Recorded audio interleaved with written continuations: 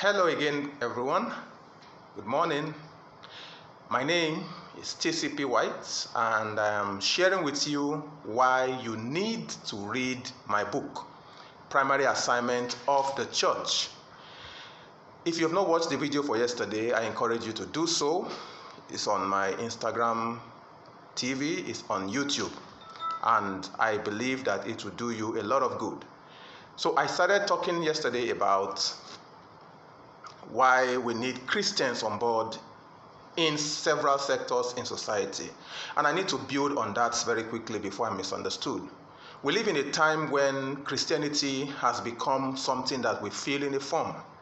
Everyone is a Christian because they're either born into a Christian family or because it's just one of the other religions. And I said, no, that is not what Christianity is.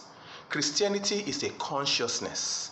Christianity is a life that we live. A Christian is not someone who bears biblical names, Moses, Jeremiah, and all whatnot. You are not a Christian because your father is a pastor, a pope, or whatever. You are not a Christian because you go to church, because even the devil goes to church. So what makes one a Christian? It is that consciousness of God in you, the life of God in man. That life that Jesus gave up for mankind, you take it in and consciously live like Christ. The name or the title Christians were given to followers of Jesus Christ who were observed after several months or years of living in a particular community, a hidden community. And people saw that these ones were behaving like Christ. That was why they called them Christians. The question to ask today is, how many Christians, so-called, truly behave like Christ? Many people say they are not Christians, but they are, children of God or they serve God. Those are semantics. And that is because many people have bastardized Christianity.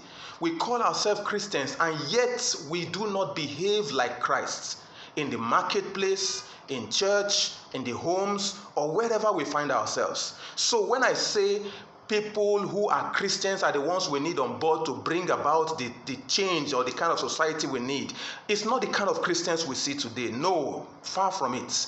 But Christians who know what it takes to be a Christian. Christians who know that God expects so much from them.